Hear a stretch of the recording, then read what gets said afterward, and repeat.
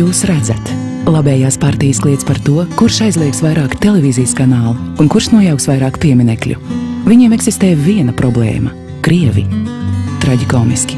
Trešdaļa Latvijas nevar nopirkt zāles, izglītot bērnus, samaksāt par siltumu vai aiziet uz teātri.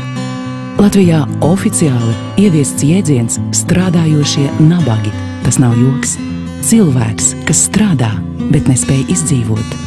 Tas nav veiksmis, tas ir cinisma stāsts. Ne jau no Krieviem bēg tie, kas pamet Latviju.